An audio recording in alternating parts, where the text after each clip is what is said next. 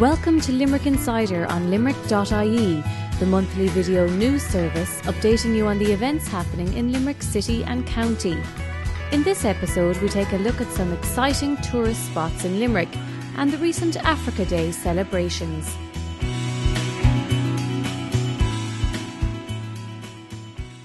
Curraghchase Forest Park is the woodland estate and lakes around the shell of the 18th century Curraghchase house, home of poet Aubrey de Vere.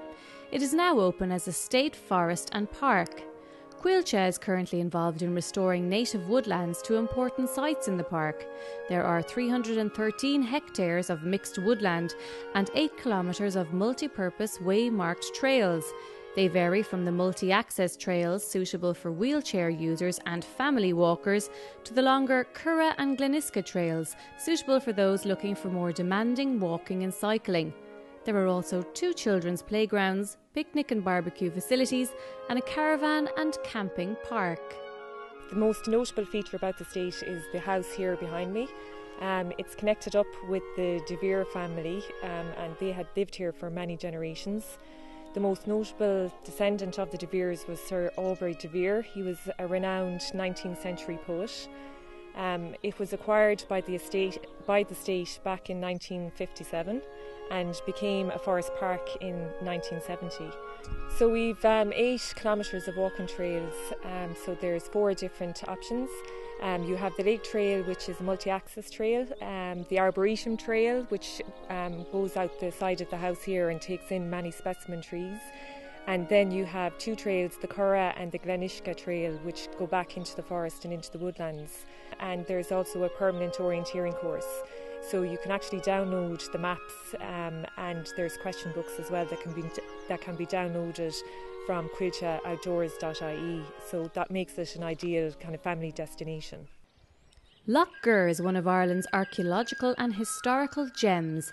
The beautiful and enchanted lake lies 21 kilometres south-east of Limerick City.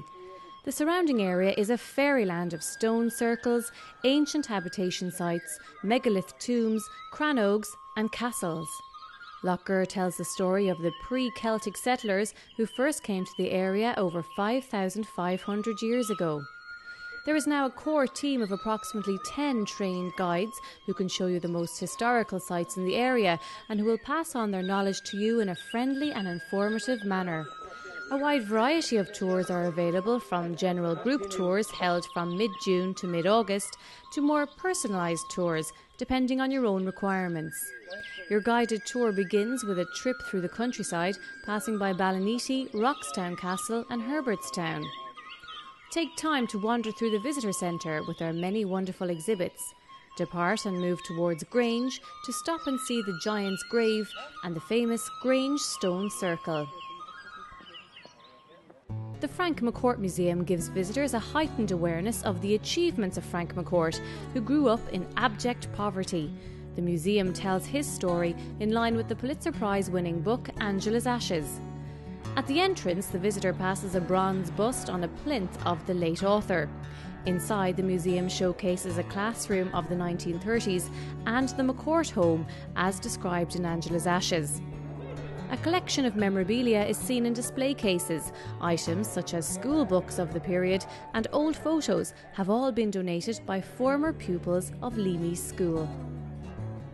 It's actually, I feel that it's a very nostalgic tour, and we're hitting a bit of history from 1920s, early 30s, old Limerick and stuff, and sort of trying to convey what the conditions were like when they lived here.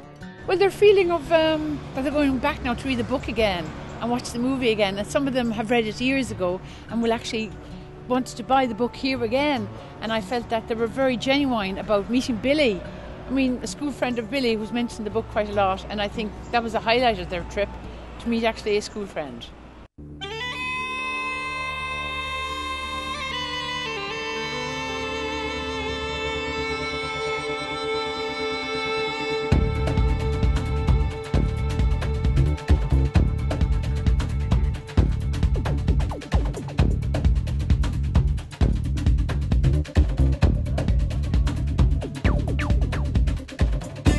Limerick celebrated the cultural diversity of its African communities recently with a fun-filled programme of events in the city. Ireland's many links with the African continent were plain to see as people gathered in the glorious sunshine to sample musical, sporting and artistic activities. Africa Day began with the Voices of Africa concert at the Bell Table. Over 100 performers took to the stage, including the Killaloe Ballina Gospel Choir, who were joined by none other than Munster hooker Damien Varley. Please swallow your pride if there are things you need to borrow, for no one can fill those of your needs that you won't let show. Africa Day itself was on Friday, the 25th, and there were events running in the City Library over the lunchtime, art and drumming. And then on Friday evening we had the main event of the whole weekend, which was a charity concert in the Bell Table Arts Centre. So we had lots of different African performers based in Limerick, but who come from all over the continent. And in between we had local choirs and bands in order to make it a really sort of integrated event.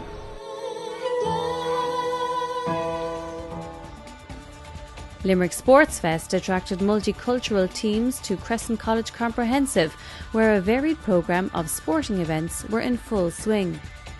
The People's Park then played host to May music. Yesterday it was slightly more informal. We had music in the People's Park and the weather was like it is today, and so we had, again, great atmosphere, great music and great crowds. And just before that there'd been a sports event, five-a-side football up at the Present, in which groups from Africa and from Limerick all played with and against each other. St John's Church was the venue for a family fun day with face painters, arts and crafts, drumming and live musicians. And it's a family day in the Dagda space, which is a great converted church, and we have art and drumming and music and face painting and hair braiding, and we're shortly going to show the Lion King Disney film. It's obviously the African community are a huge part of all the events, but also we're trying to reach out to the local community to get a better understanding of the African culture which is in our midst, and enjoy the music, meet the people and just work towards integration musically and culturally.